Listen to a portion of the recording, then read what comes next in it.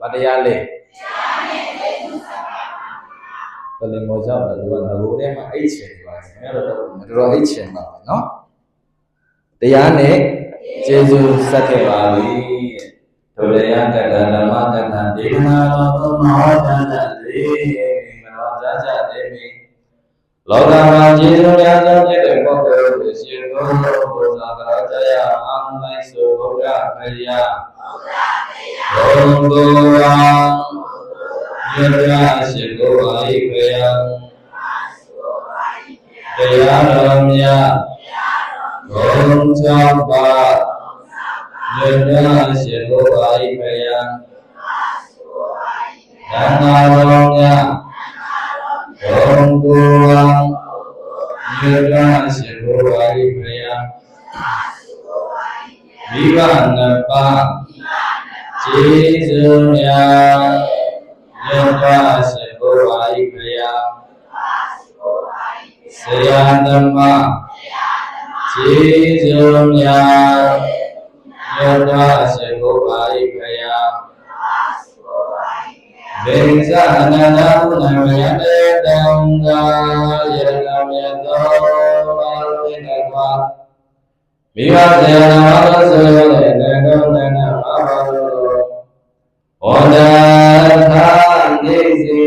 နေမြတ်သောသာရှေဘောယောဇာတိကိုယာတတိ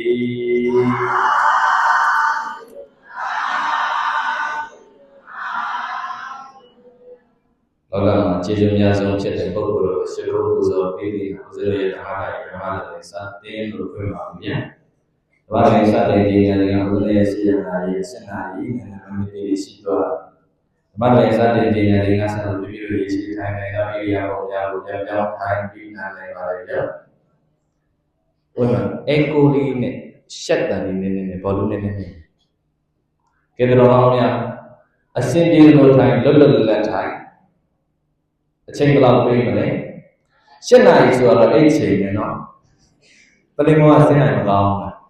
ကျုံမဲ့ဓမ္မဥစ္စာလို့ခံပြီးဆိုတော့လေနော်ဗတရားလဲဗျာတရားနဲ့ယေရှုဆက်ခဲ့ပါပြီတဲ့ဇန်ကြီးဆရာတော်မေကိုယေရှုပြီးကြောကောင်းညာပြုလုပ်တဲ့ကုသိုလ်ွယ်လို့ပြောလို့မရဘူးလားတစ်တပင်ကောင်းရင်ငတ်တတောင်းရနားလို့ရတယ်မဟုတ်လားဇဲနေဆရာတော်အမှုပြုသောတရားဓမ္မတွေအမှုပြုသောဇဲနေဆရာတော်ဝိထုတ်လိုက်တဲ့တပည့်ပေါင်းများများမရှိဘူးလားရှိပါရဲ့အနန္တကျေးဇူးရှင်လို့ကျွန်တော်ဒီလိုသုံးပါတယ်ဗျမှန်လားဗျကျွန်တော်ဘာမှမသိခင်အရွယ်ဒီမှာမရောက်ခင်ကာလကျွန်တော်လူမသိသူမသိတော့ပါဒီစရောက်တော့ကျွန်တော်တန်22နှစ်မှာဒီဇိုင်းကြီးကြာစရောက်တော့ကျွန်တော်တန်29ဖြစ်သွား9နှစ်တာကာလရှိတော့ပြီ9နှစ်တာကာလမှာဦးဇင်းတို့လူသိတဲ့အနေထားရောက်လာတာဘယ်သူကျေးဇူးကြောင့်လဲ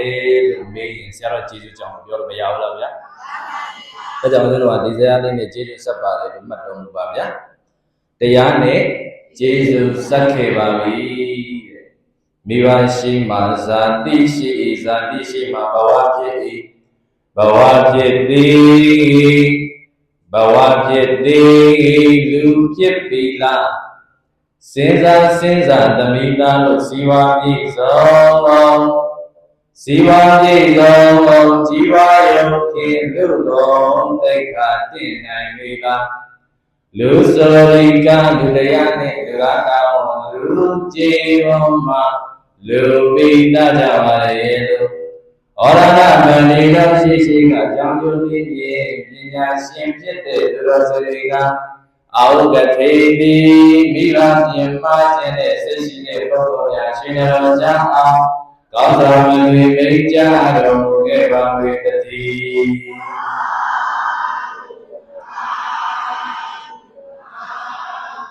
မိဘရှိမှဇာတိရှိ၏ဇာတိရှိမှဘဝဖြစ်၏မိဘနှစ်ပါးဆိုတာရှိမှဇာတိဆိုတာဖြစ်ရတယ်မိဘနှစ်ပါးဆိုတာရှိမှဘာရှိရအောင်ဗျာဇာတိဆိုတဲ့ပရိသတ်နေရှိတာမိဘရှိမှဇာတိရှိဇာတိရှိမှဘဝဖြစ်သည်ဘဝဖြစ်သည်လူဖြစ်ပြီလားဟောစားဘဝဖြစ်သည် လူဖြစ်ပြီလားဘဝဖြစ်တာလည်းမင်းတို့လူဖြစ်ပြီလားတဲ့အခုနကကြာခေါက်ခေါက်တဲ့ခမင်းစားနိုင်တဲ့ရေတောက်နိုင်တဲ့လမ်းလျှောက်နိုင်တဲ့ဆိုတာလည်းမင်းတို့လူဖြစ်ပြီလားတဲ့စာကတော်မှဖြစ်ပါမလားဗျာ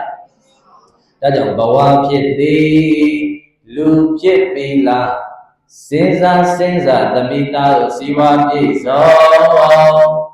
ကြီးပွားရုံဖြင့်လူကုန်သိက္ခာတင့်နိုင်ပြီလားစီးပွားရေးပြည့်စုံနေတာမင်းတို့ကြီးပွားနေတာမင်းတို့လူကုန်သိက္ခာတင့်နေတယ်လို့မင်းတို့ထင်နေတာလားတဲ့အမေရဲ့ကျေးဇူးမကြည်သေးဘူးဆိုရင်မင်းတို့လူကုန်သိက္ခာတင့်ပြီလို့ပြောလို့ရတယ်မိဘတစ်ပါးရဲ့ကျေးဇူးမများဘူးလားမိဘဆိုတဲ့တော်ကောင်းများမိဘရှုံးမှာဇာတိရှိတာဇာတိရှိမှာဘဝဖြစ်တာလေဘဝဖြစ်မှာလူဖြစ်တာလေဘဝဖြစ်တယ်လူဖြစ်ပြီလားစဉ်းစားသမီးသားတို့စီးပွားပြည့်စုံကြီးပွားရုံဖြင့်လူကုန်သိက္ခာတင့်နိုင်ပြီလားတဲ့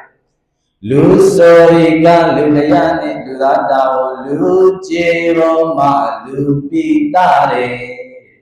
စာလူသားတော်တဲ့ပြောတော်ကောင်းများဘာတော်လဲအလုံးကြဲလေးပြန်ပြောဘာတော်လဲလူသားတော်ဆိုတာတော့ဘာတခြားဘာကြီးရတယ်မေးခဲ့ထားလိုက်တယ်အမေရဲ့ကျေးဇူးအဖေရဲ့ကျေးဇူးငါဘယ်လောက်ဆက်နိုင်ခဲ့ပြီလဲအမေကငါပြည့်စုံအောင်ထားပြီလားဘယ်လောက်ပြည့်စုံအောင်ထားပြီလဲဆိုတာတော့ဘာလို့လဲကိုယ့်ပြန်မေးလို့မရဘူးလားကိုယ့်ပြန်ပြီး control လုပ်လို့မရဘူးလား control ကိုယ့်ကိုပြန်ပြီးတော့စိတ်ရမယ်အမေတွေရဲ့ကျေးဇူးတော့လောကမှာမများဘူးလားမိဘနဲ့ပေါင်းတော့တော့မမွေးထုတ်လိုက်ဘူးဆိုရင်တို့ကဒီဘဝဒီလိုနေနိုင်ပါလားမရပါဗျာဒါကြောင့်မိဘရှိမှာဇာတိရှိမှာဘဝဖြစ်ပြီလူဖြစ်ပြီကစဉ်းစားသမီးသားတို့စီးပွားပြည့်စုံကြီးပွားရုံဖြင့်လူကုန်သိက္ခာတင့်နိုင်ပြီလားလူဆိုဒီကလူတရားနဲ့လူသားတောင်လူကြည်ပေါ်မှာလူပိတာတဲ့အမေရဲ့တောင်ဖေးတောင်ကြည်ပေါ်မှာလူပိတာတဲ့ဗါတယ်တော့ဗျာအမေရဲ့တောင်အဖေရဲ့တောင်ကြည်ပေါ်မှာဗာပိတာတော့โอ้ကျန်တဲ့ဘာလိတာကိစ္စဘေးပင်တာစာသာပြောတယ်ဘာပြောသလဲလို့မေးရင်ဩငါညီတို့ငါညီမတို့မတ်ဖို့နေပဲယူလို့ရချင်မနဲ့ပြန်မတ်ဖို့နေပဲယူလို့ရတယ်ဆိုရင်တဲ့တို့တော့အမေနဲ့အဖေနဲ့ကျေးဇူးတရားမှာမကြည်သေးဘူးဆိုရင်အဲ့ဒီမတ်ဖို့နေပဲမယူသေးနဲ့ဩတဲ့ကောင်းလိုက်တဲ့စကားလုံးလေးဗျာမတ်ဖို့နေပဲယူရမှာလားမယူရမှာလားမိဘနှစ်ပါးရဲ့ကျေးဇူးမှာမကြည်သေးဘူးဆိုရင်အဲ့ဒီမတ်ဖို့နေပဲဗါလဲမယူသေးနဲ့အောင်တဲ့နိဗ္ဗာန်လောက်အရေးကြီးတဲ့အရာတို့တွေရဲ့ပန်းနဲ့တခြားရှိပါမလားဒါလောက်မရှိတဲ့ပန်းနဲ့ကိုတို့တဲ့တန်းမှာရနေပြီတို့တော့မိဘနှစ်ပါးရဲ့ကျေးဇူးမကြည်သေးဘူးဆိုရင်မယူနဲ့အောင်တဲ့မှန်လားဗျာဒါကြောင့်တို့တော်များမေရွယ်တွေဖေရွယ်တွေဆိုတော့သာသမီတွေဒီတရားကနေတိုက်တွန်းပါတယ်ဗျာမိဘနှစ်ပါးရဲ့ကျေးဇူးကြည်အောင်ဆက်ပါလို့ဆိုတော့ဒီဘက်မှာဒါလေးပြောပါတယ်ဗျာမှန်လားဗျာဒီနေ့ဦးဇင်းစာလေးကောက်ရေးလာတာပါလေကြပြလေးပါပဲဆရာတော်ဒါလေးနဲ့ဂုဏ်ပြုတယ်လို့မှတ်ပါဗျလွမ်းတယ်မေမေတဲ့တော်ကောင်းမြတ်နှလုံးသားနဲ့နားထောင်ပါဗျသမုဒယအတွေးနဲ့ယူရထွေးလို့လူဘဝလေးတဲ့ပုံပေးခဲ့တဲ့မာတာမေမေအနစ်နာခံရင်အန်တင်ဖန်ဆင်းကားပဲသားတွေသမီးတွေအတွက်မနာမနေခရီးရှိဆက်အမေရဲ့ရင်မာလေးတစ်နေ့မပြတ်ကျင်နာချွေစာဝနေတရားမလို့အမေပေးဝေအတန်ပေးပြီးချစ်တဲ့မိမိမှန်စမပြေတန်တမပြေလွမ်းလာတယ်လေလွမ်းနေမိမိကံထိုးလက်တံမိုးမပြတ်မြန်လို့တဲ့အိုမိမိဘဝကိုလန်းခင်ပေးဆက်ခြင်းဖြင့်ရှောင်းလင်းပါစဖြောင်းယူပါစေနေရှိကွေကွင်းရပြန်ချေလောကလူပေါင်းမြင်ကွေးဆောင်လန်းပြရှင်နဲ့အောင်လွမ်းလျာလူသမိုင်းပြုခိုင်းတူနိုင်မရပေလွမ်းနေမိမိအမေမြော့မှန်းစိတ်တန်ချမ်းမြေဘဝဆိုပြေအဝါရီသင်္ကန်းဆင်းရဲနိုင်ခဲ့ပြီအပတ်တကုတ်ကြိုးစားအတန်းစစ်အောင်မြင်ခဲ့ပြီနေလင့်သာသနာပြုတာတရားတွေဟောကြားတရားနဲ့ကျေးဇူးဆက်နိုင်ပါပြီအမေဇန်ရိပ်ဆရာတော်အရှင်ဇဝနာဘွေအမိတာ နေလေဓမ္မဂတိကဝေရုချွေရောက်ရဘဝကကြာသိနိုင်ပါစေရောက်ရဘဝကဝမ်းရောက်နိုင်ပါစေအမိကျေးဇူးတွေအမိကျေးဇူးတော်တွေတရားနဲ့ကျေးဇူးစရင်ပြုသမျှကုသိုလ်အပေါင်းအောင်အများပေးဝေရောက်ရဘဝကတာလို့ခေါ်ပါအမိကြာရဘဝကတာလို့ခေါ်ပါအမိကောင်းနေစားဗျာခင်ဗျားတို့ကောင်းကောင်းဒီကျုပ်ကလည်းကျုပ်ရေးပြီးကျုပ်ကလည်းဒီကောင်းနေတာနားတော်မကောင်းလားဗျာရွမ်းနေအမေတဲ့မဲလားဗျာသူများတွေပြောစီတန်းနဲ့ချိန်ချိန်တန်းနဲ့အလူကြီးတွေပေးနေတဲ့အချိန်မှာအမေလို့ခေါ်တဲ့အတန်းနဲ့အော်တဲ့အတန်းကြီးကြလွမ်းနေအမေမဲလားဗျာသူများတွေပြောစီတန်းနဲ့ချိန်ချိန်တန်းနဲ့အလူကြီးတွေပေးနေတဲ့အချိန်မှာအမေလို့ခေါ်တဲ့အတန်းနဲ့ဖေလို့ခေါ်တဲ့အတန်းနဲ့မကြားရရင်အမေသမီးလွမ်းလိုက်တာတော့အမေသားလွမ်းလိုက်တာတော့အဖေသားလွမ်းလိုက်တာတော့အဖေသမီးလွမ်းလိုက်တာတော့ဆိုပြီးအမေတို့အဖေတို့ကိုတန်းတမှန်းဆိုင်ရင်းနဲ့ရင်ထဲမှာလွမ်းစရာတဲ့တတိကြီးမကြံရင်ဘူးလားဒါကြောင့်မို့ဆရာတော်ကလေတရားနဲ့ကျေးဇူးဆက်နိုင်ပါပြီအမေတဲ့ဟောဘာနဲ့ကျေးဇူးဆက်တာတော့ဗျာလောကအမြတ်ဆုံးသူတော်ကောင်းများတရားနဲ့ကျေးဇူးဆက်တယ်ဆိုတော့မသိကြဘူးလားဒါကြောင့်တရားနဲ့ကျေးဇူးဆက်နိုင်ပါပြီအမေဆက်ရင်ဆရာတော်အရှင်ဇဝနာဝေအမိတာနေလေဓမ္မဂတိကဝေလူချွေရောက်ရဝကကြံသိနိုင်ပါစေတာပြုလို့သမျှကုသိုလ်တွေဒါလေတရားဝဲတွေမှာတရားဟောပြီးတော့ရတဲ့ကုသိုလ်တွေအမိတာအမြပေးဝေတယ်လို့ရောက်ရဝကသာဓုခေါ်ပါအမိလို့တော်ကောင်းမြတ်အမြဝေရင်တရားနဲ့ကျေးဇူးဆက်ရမရဘူးလားဦးဇင်းတို့နံပါတ်4မှာလူညဝေဤပြန်ပြောရေး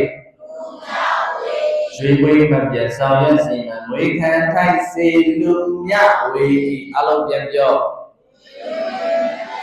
ဆောင်ရွက်စီမံငွေခံထိုက်စေလူညဝေဤဟောနံပါတ်4ပါတယ်လူညဝေဤ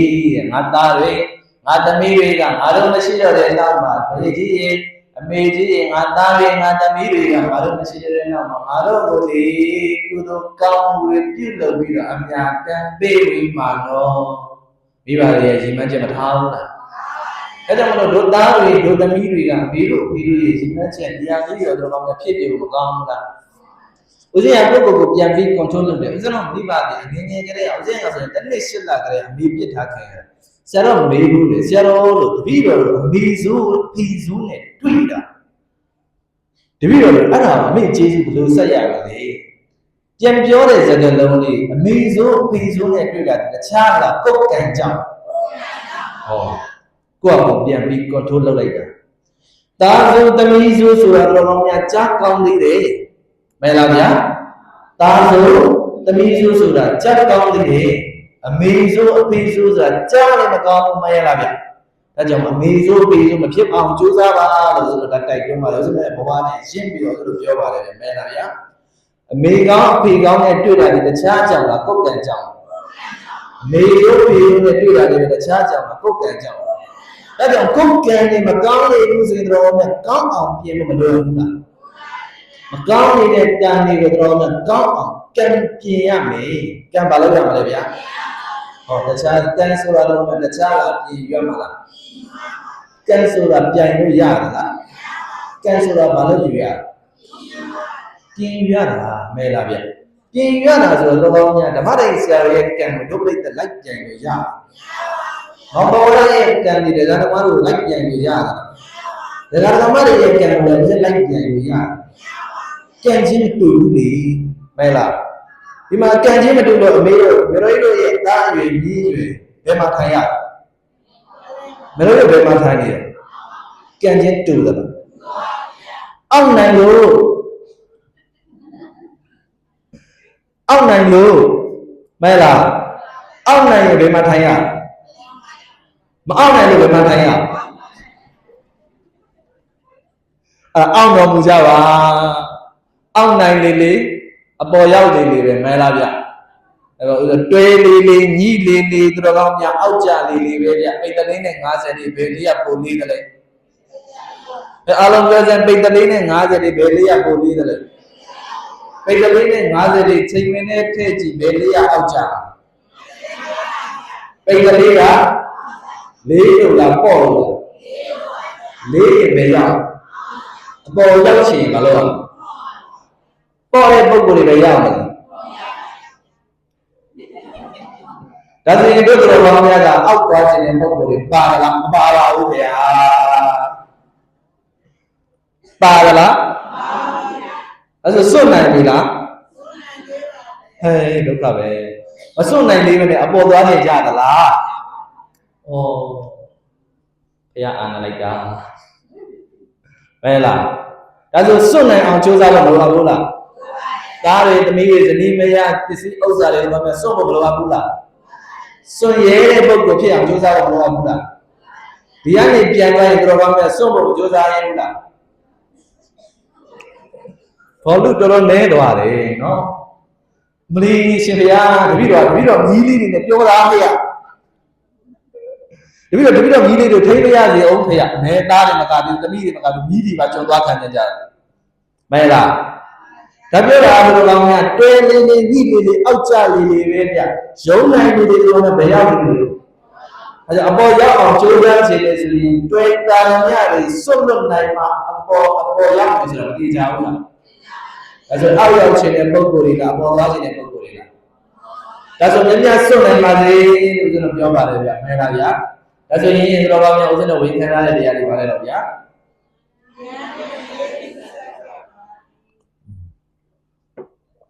ဟုတ်တော့မေ့ပြီတရားနဲ့တူတူလေးပါပဲဆရာတော်လည်းပြောသွားတာဆိုတော့တော်ကောင်းများတဲ့အချိန်ကြီးရမှာတူတူလေးပဲပြောတရားနဲ့ကျေးဇူးဆက်ခဲ့ပါပြီတဲ့ဝေဘူလတောင်းရင်ဝေဘာလတောင်းရင်တဏ္ဍဝတောင်းရင်ဣတိဂိရိတောင်းရင်ဂိတ်စတုတ်တောင်းရင်တောင်းဘယ်နှလုံးလဲတောင်း၅လုံးချမ်းရင်ထားတဲ့ရာဇကြိုပြည်ရောပါပြီလေရာဇကြိုပြည်ဝေလို့ကြောင်းတော်မှာမြတ်စွာဘုရားရှင်ကိုရောမြတ်တည်သုံးနေတဲ့တည်သုံးတော်မူနေတဲ့အချိန်သူစင်းရဲမှလေးတရားရှိတယ်နာမည်မှတ်ခဲ့စန္ဒိကာပြန်ပြောစန္ဒိကာအလုံးပြန်ပြောပါအောင်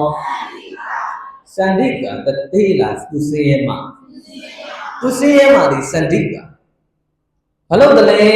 ဆိုတော့သူများအိမ်မှာကျွံသွားလို့သူများအိမ်မှာဘာသွားလို့တာကျွံသွားလို့တာစန္ဒိကာကျွံသွားလို့တာအဲ့ဒီအိမ်မှာသူသွားလို့ကျွံသွားလို့တဲ့အိမ်မှာစန္ဒိကာတခင်စိတ်မွေးပြီးအလုပ်လုပ်တယ်တဲ့ပြောပါစိတ်မွေးပြီးအလုပ်လုပ်တယ်ကိုယ်အိမ်ကိုရာလို့သဘောထားပြီးအလုပ်လုပ်တယ်ပေါ့ကိုယ်အိမ်ကိုရာလို့ဟဲငါတတိမရှိတဲ့ဒါငါအိမ်နဲ့ဒါငါရာနဲ့ဒါငါပစ္စည်းနဲ့ဟောမဲလားအဲ့လိုသဘောထားပြီးအလုပ်လုပ်တယ်တဲ့စန္ဒိကာလေးအဲ့မှာအလုပ်လုပ်တော့စန္ဒိကာမှာဘာရှိတယ်လဲလို့မေးရင်မျက်နှာမြင်အမေအိုကြီးရှိတယ်စန္ဒိကာမှာဘာရှိတယ်လဲမျက်နှာမြင်အိုကြီးရှိတယ်မျက်နှာမြင်အိုကြီးကိုလှုပ်ကျွေးစန္ဒိကာအလုပ်လေးရောက်တော့ဒေါ်တို့ခင်ဗျာဒေါ်တို့ရှိကျမအမေစီမျက်နှာမြင်အမေစီကိုတွားပြီးကျမလေးဟင်းလေးပါချက်ပေးမယ်စန္ဒိကာမချက်လေးပါနဲ့ဟဲ့ဒီမှာဟင်းနေလည်းဘုံလာဟဲ့သမီးရဲ့နေစားဖို့ယူသွားခဲ့ဒီမှာအသီးတွေနေစားဖို့ယူသွားခဲ့ဆိုပြီးတော်တော်များတခင်နဲ့ကျွံနဲ့တခင်တော်တော်များဓာတ်တွဲပြီးနေလိုက်တာတော်တော်များမိသားစုတပွဲနေတယ်တဲ့မှန်လားဗျာတခင်နဲ့ကျွံဘာစိတ်နဲ့နေလဲမိသားစုစိတ်နဲ့နေတော့ဒီမှာစန္ဒိကာလေးယူသွားတယ်အမေအိမ်ရောက်တော့အမေဒီမှာမေချက်တဲ့ပန်းလေးလေးတွေအမေချက်တဲ့လေမော်လေးတွေအမေချက်တဲ့ငပြောလေးတွေအမေဒါကချက်သားတော့သမီးတွေသမီးရဲ့တစ်ထည့်အမေပေးလိုက်တာအမေဒါလေးစားတော့ဟောစန္ဒိကာအမေကိုကျွေးပြီးတစ်ခါပြန်လာ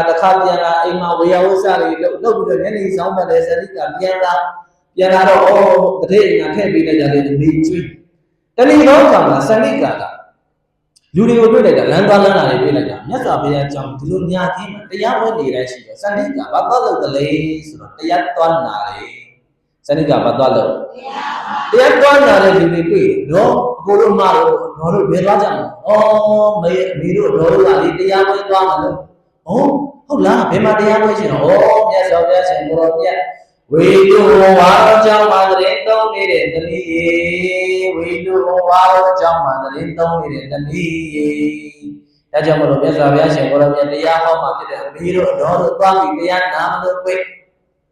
အတော်ဒါဆိုရင်သမီးတဲ့တရားနာလို့ရတာပေါ့မြတ်စွာဘုရားရှင်ကိုရောမြတ်ဟောတဲ့တရားလေးအားရုပ်အလတ်အမြဲမရွေးတော့ကောင်းတယ်ဗါတယ်တော့ဗျာအယုံအလတ်အမြဲမရွေးလူတိုင်းဆိုတဲ့နာလို့ရတယ်မြတ်စွာဘုရားတရားကအေးချမ်းတယ်သမီးရေဘုရားတရားမအေးချမ်းဘူးလား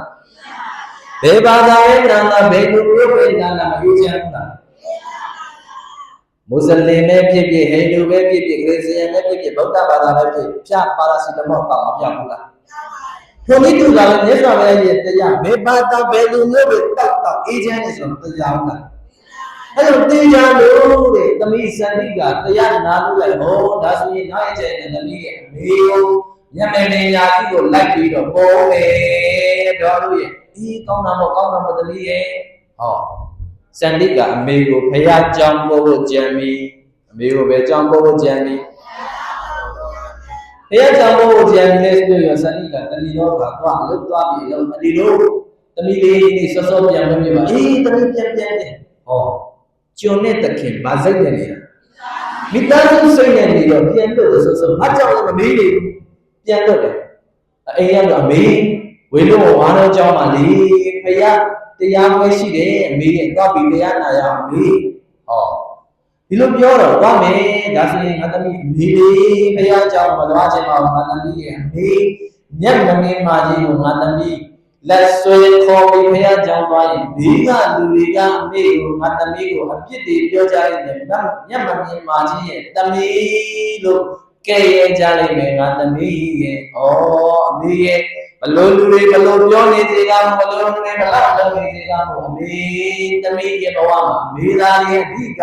အမေသားလေးရဲ့ပရဏအမေသားလေးသမီးဘဝရဲ့အခရာလေးတဲ့ဟောသမီးဘဝရဲ့ဗါတဲ့အခရာတဲ့အမေသားလေးအရေးကြီးဆုံးလေဒါကြောင့်အမေရပါတယ်အမေကို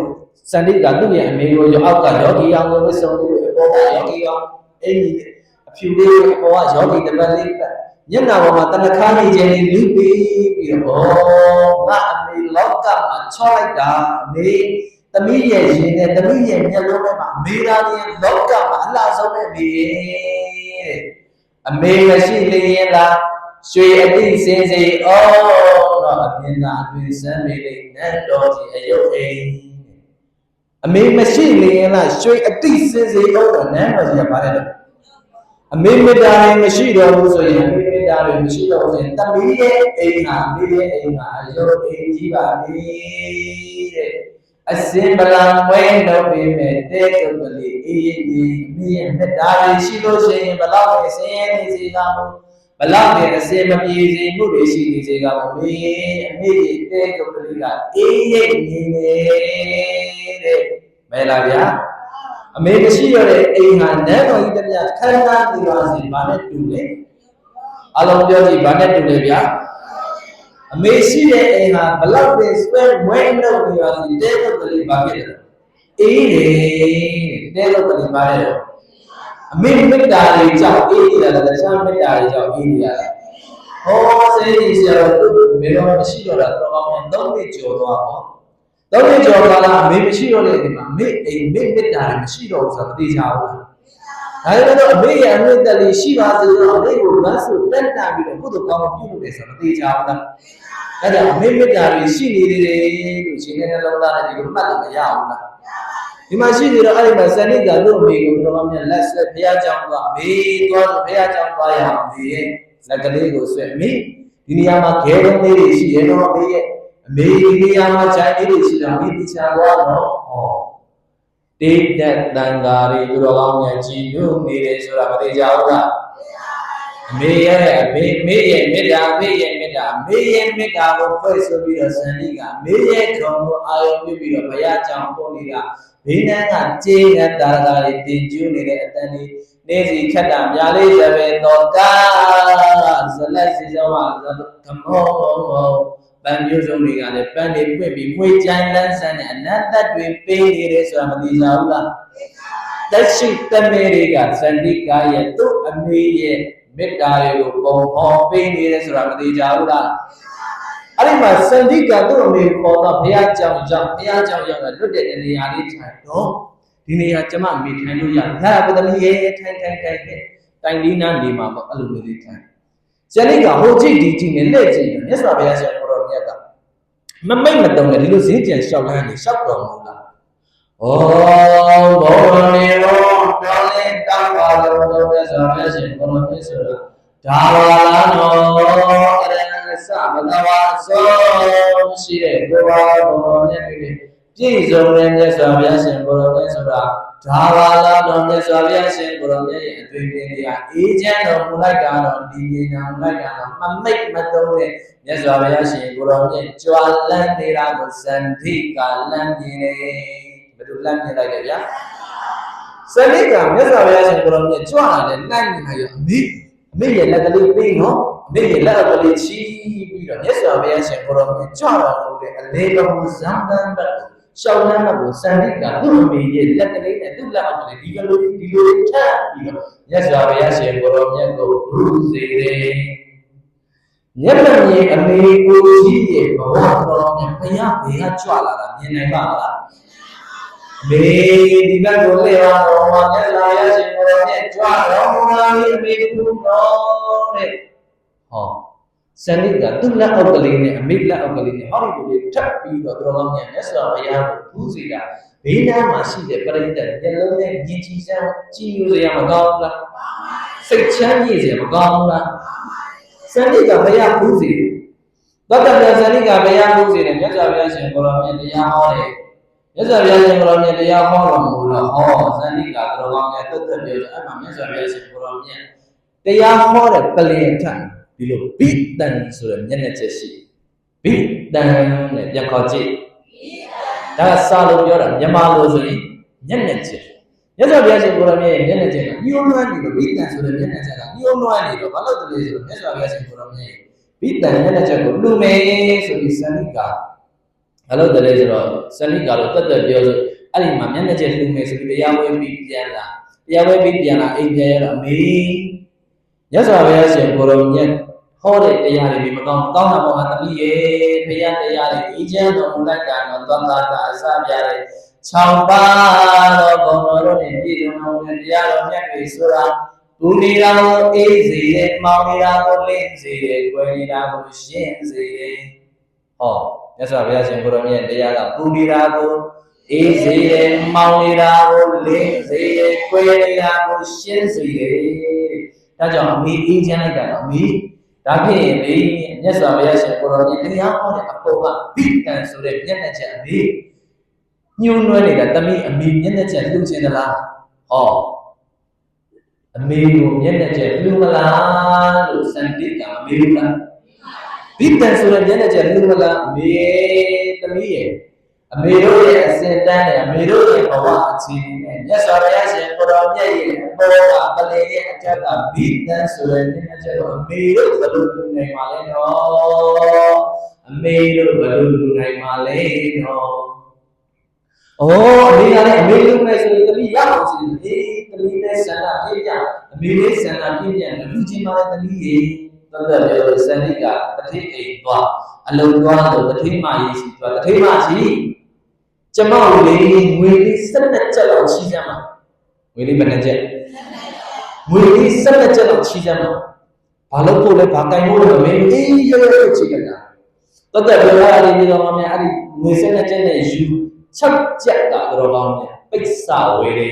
တဲ့6ကျပ်ကဘာဝယ်လဲနောက်6ကျပ်ကိုအထည်ချုပ်ဆိုင်ပါပြီးမြင်းသွားကြဒီမှာအမရဲ့အတော်ရဲ့အကိုရဲ့အစတဖြစ်ပြီးဒီမှာကျမကိုလေးဘိတန်ဆိုတဲ့နည်းနည်းချက်လေးမြတ်စွာဘုရားရဲ့အထက်ကဘိတန်ဆိုတဲ့နည်းနည်းချက်လေးသူချင်းလို့ချုပ်ထားပေးပါအောင်တက်တက်လေးချုပ်တယ်ဒီနေ့မရအောင်ချုပ်ထားပေးပါတက်တက်ပြောအမြန်ကြီးပေးပြီးချုပ်ခိုင်းတယ်တဲ့စန္ဒိကနည်းနည်းချက်ရဖို့ပါကြီးပေးပြီးချုပ်ခိုင်းတယ်ဘုရားကလည်းတည်းရရှိတာအခုချိန်ဒီအမြန်ကြီးပေးပြီးချုပ်ခိုင်းရအောင်လားနော်ရှင်းတော့မှတည်းရရှိအခုချိန်ဒီချုပ်ခိုင်းရတော့အမြန်ကြီးပေးပြီးတော့အဲ့ရှိကြတာအမြန်ကြီးပေးပြီးချုပ်ခိုင်းတာဘိတန်ဆိုတဲ့နည်းနည်းချက်လေးရတော့ မေစီရောက်တော့အမေသမီးဘိတန်ဆိုတဲ့မျက်နှာချက်ရခဲ့ပြီအမေကန်ကြည့်တော့သူ့အမေရဲ့အသားနဲ့အဲ့ဒီဘိတန်ဆိုတဲ့မျက်နှာချက်ပိုးစားလေးထိလိုက်ဟဲ့ဘာလဲပေါ့အမေကန်နေတာပိတ်စားလေဩ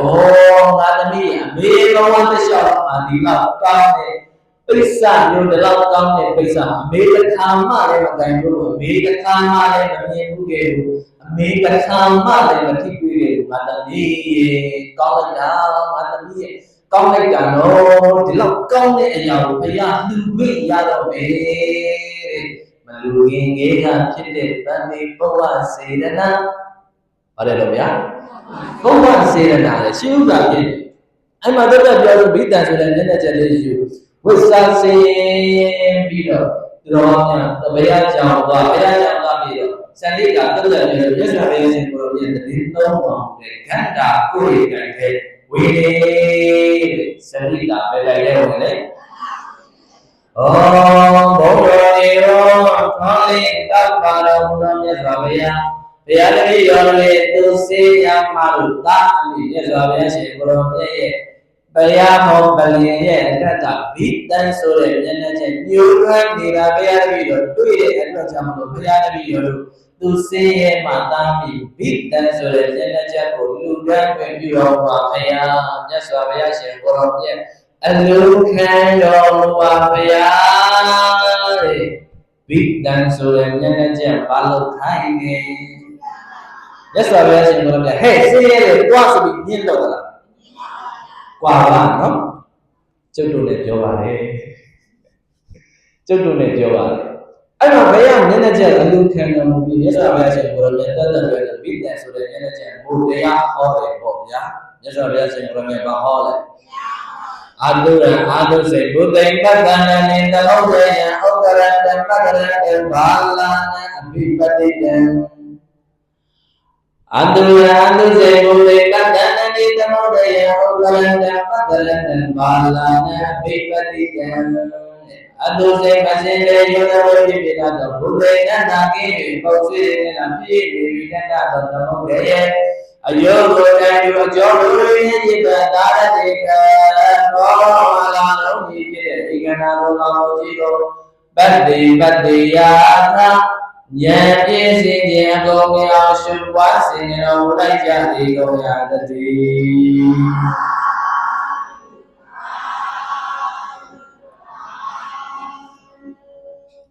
စန္ဒိကာရသမိနဲ့တရားနာမိတ်တတ်ကိုမြတ်စွာဘုရားရှင်ကိုယ်တော်မြတ်တရားဟောတယ်ဥစ္စနောခန္ဓာကိုယ်ကြီးဖြစ်ပြတဲ့မြတ်စွာဘုရားရှင်ကိုယ်တော်မြတ်ဟောတော်မူတယ်။တော်မြတ်ဥစ္စနောရဲ့ခန္ဓာကိုယ်ကြီးမှာတော်တော်များကောင်းတဲ့အရာရှိတယ်။ဥစ္စနောရဲ့ခန္ဓာကိုယ်ကြီးကကောင်းတဲ့ခန္ဓာကိုယ်လားမကောင်းတဲ့ခန္ဓာကိုယ်လား။နေရတဲ့ခန္ဓာကိုယ်လားသိရတဲ့ခန္ဓာကိုယ်လား။မြဲတဲ့ခန္ဓာကိုယ်လားမမြဲတဲ့ခန္ဓာကိုယ်လား။နေရတဲ့ပုဂ္ဂိုလ်ကသိရတဲ့ပုဂ္ဂိုလ်လား။တန္တရာခရီးနားတွေကတန္တရာခရီးသွားတယ်တန္တရာခရီးသွားတယ်မှန်လားဗျဥဒ္ဓရဲ့ခန္ဓာကိုယ်မှာဓဝါဒဘယ်နှပေါက်ရှိတယ်မြတ်တို့ရင်ညှိလိုက်ညှိအေးစစ်စစ်ညှိရညှိလိုက်ဓဝါဒဘယ်နှပေါက်ရှိတယ်လေကိုပါဓဝါဒဘယ်နှပေါက်တူတူလေးပေါ်ပြောလိုက်မယ်6ပေါက်သမားတွေကိုယ့်အကိုအိမ်ရောက်ရင်ပြန်ကြည့်နော်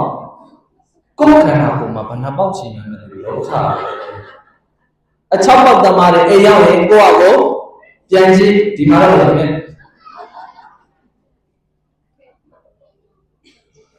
ဓာရကိုယ်ပေါက်ဓာရကိုဒီဒီယူစီရဲ့အရာတွေကောင်းလားအပေါ်တော့တော်ရှက်ထွက်တဲ့အရာတွေကောင်းလားဥစ္စလခန္ဓာကိုယ်မှာအယိုးကိုတိုင်တူတဲ့အယိုးကိုဘာလို့ထားလဲအဲ့ဒီအယိုးတွေတိုင်တူတာခိုင်သွားခန့်သွားအောင်နဲ့အကျော်တော်တွေနဲ့ရစ်ပတ်ဘာတွေနဲ့ရစ်ပတ်ဝိပဿနာတရားနော်ဘယ်လားအကျော်တွေနဲ့အတားတွေထပ်ဖို့နဲ့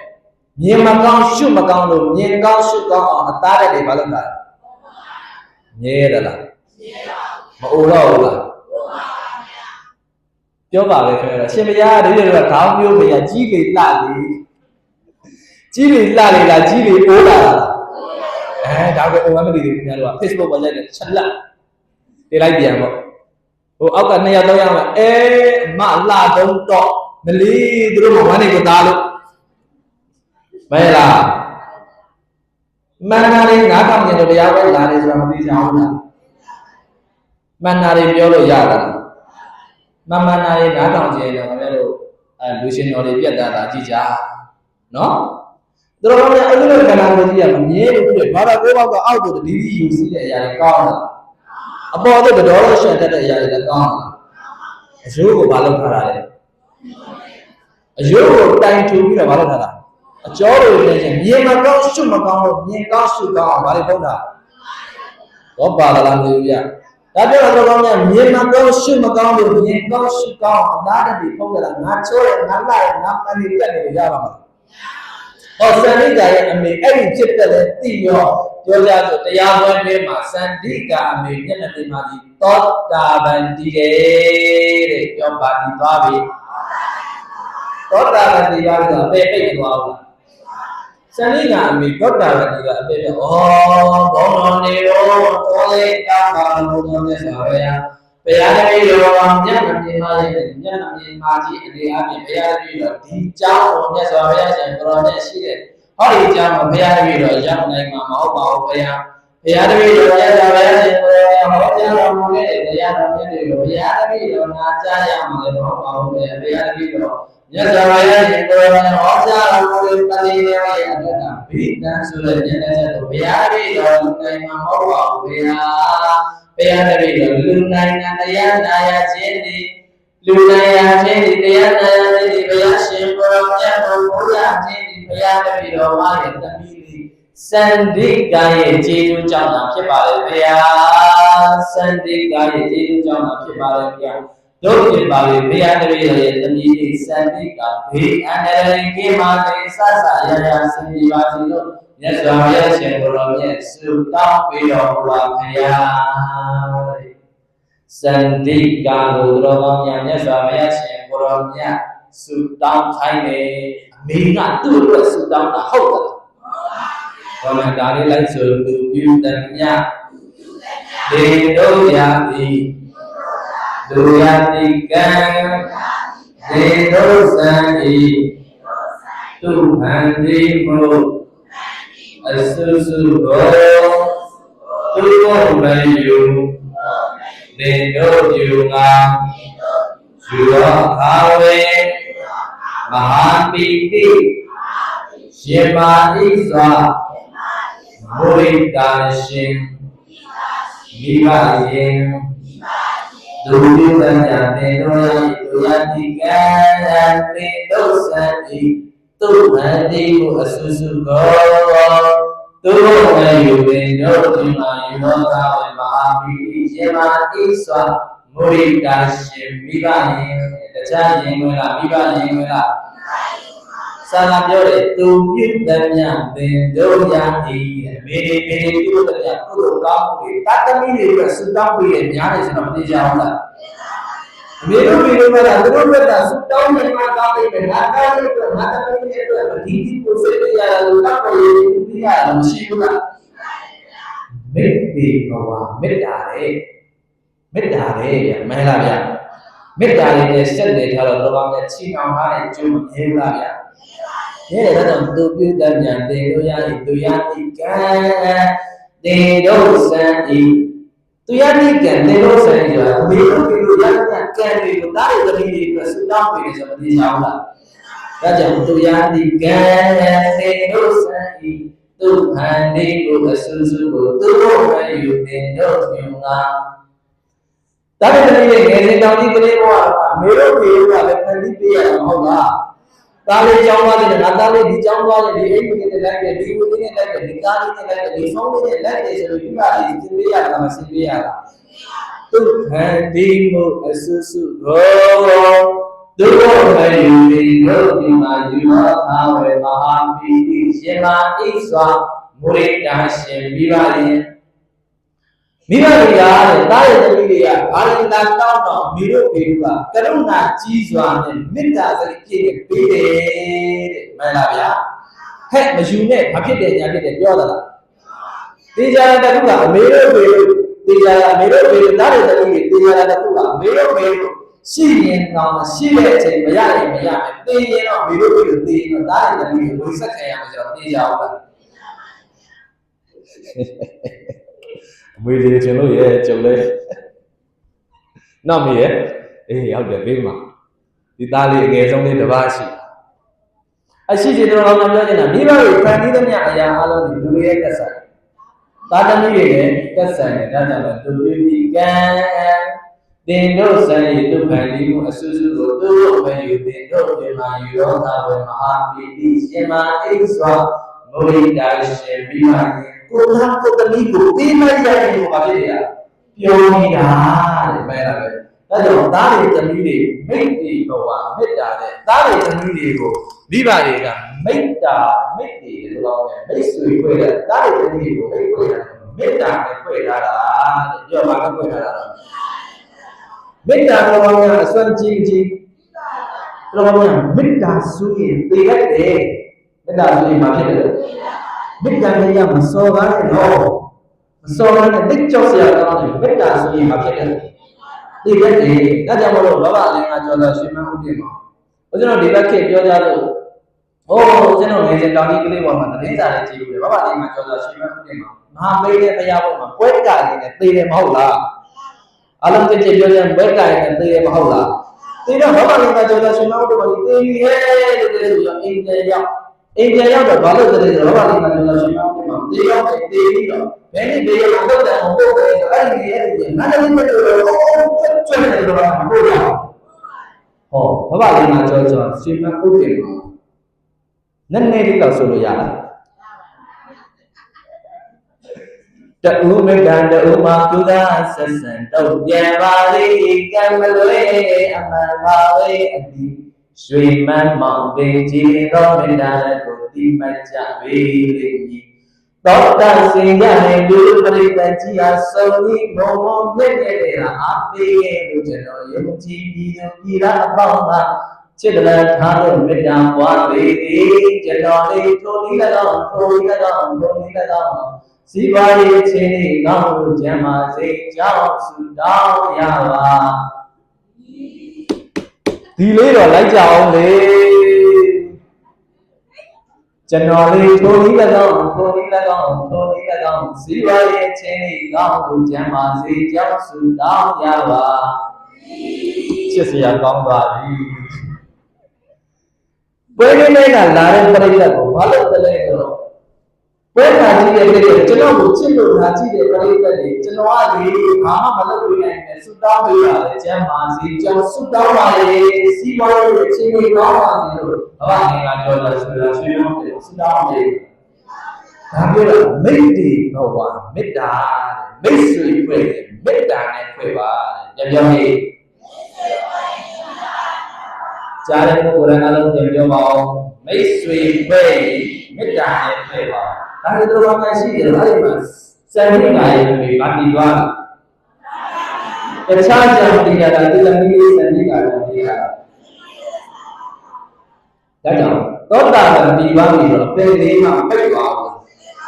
ပိတ်သွားပြီးတော့စံရိကာအမေကြီးမဆက်ခဲ့ဘူးလားအမေကြီးမကြည်သွားဘူးလားဒါကြောင့်ကျေးဇူးဆက်ကဟောကြားအပ်တော်တရားပါတယ်ကျေးတရားနဲ့ကျေးဇူးဆက်ခဲ့ပါပြီဒါလို့ဆိုပုံပေါ်သွားပါပြီဗျာမှန်လားဗျာဒါလို့ဆိုတော်တော်များကျေးဇူးလိုက်မယ်လို့ထင်ပါတယ်ဦးဇင်းတို့8နာရီ44မိနစ်တနာရီလောက်ကျေးဇူးဆက်တယ်လို့တော်တော်များမှတ်တော်ပါဗျာဒါလို့ကျေးဇူးလိုက်မယ်လို့ထင်ပါဗျာကျေးဇူးသလားဗျာမကျေးဇူးလည်းဒီလောက်ပဲအကျေးဇူးလည်းဒီလောက်ပဲဦးဇင်းတို့မနေ့ကတရားမနေ့ကလည်းမကွေးမှာဟောလာမနေ့ကလည်းနည်းနည်းခရီးလည်းပန်းလာသူကပလင်မော်ရောက်နေဒီလိုပြည့်တော့ဝေးနေတာအဲ့အိတ်ရှင်နေတာအဲ့တော့အိတ်ရှင်နေတာမေတ္တာမြတ်ကိုဆရာတော်ကလည်းတရားနဲ့ကျေးဇူးဆက်ပါဒါကြောင့်မလို့တရားနဲ့ကျေးဇူးဆက်ပါလေလို့ဒီတရားမှာဒါလေးပြောတဲ့အချင်းကတရားနဲ့ကျေးဇူးဆက်ခဲ့ပါပြီဆိုတဲ့နောက်မှာအမေဆိုတဲ့စကားလုံးကိုထည့်လိုက်တယ်တရားနဲ့ကျေးဇူးဆက်ခဲ့ပါမယ်အမေမှန်လားဗျာဗာတရားလုံးဗျာတရားနဲ့ကျေးဇူးဆက်ခဲ့ပါအလုံးကြပြောပါဦးဗျာတရားနဲ့ကျေးဇူးဆက်ခဲ့ပါ Vidyaya Nama Kata Ditana Moho Bali Kiriya Tija Onso Dija Tura Murti Nadruya Wadama Ditana Abhinadana Dejina Taruna Duri Bhagana Tayamadaya Nalana Mahatro Vamro Doni Tindro Mahamati Tura Urina Tana Tika Tamadi Nyani Sashino Mudama Kahura Jajanu Pisanu Vaya Shingo Nyajiki Dani Gana Mati Tata Singana Vajana Vigama Ikan Devata Yantara Dinam Yudhika Mahava Yudhika Sekti Vanaja Vijapati Abhina Jana Sayyidina Alonita Shuddhavana Vana Abhi Vijaja Dongayan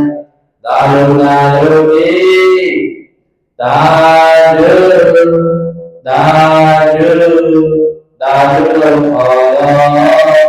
Durang dunia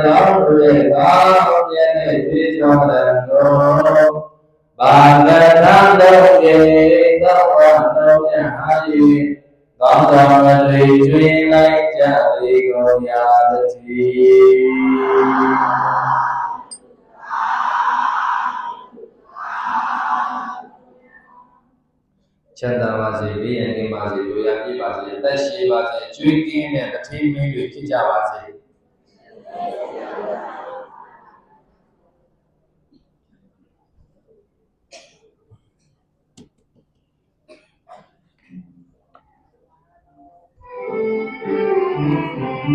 Can I pay only?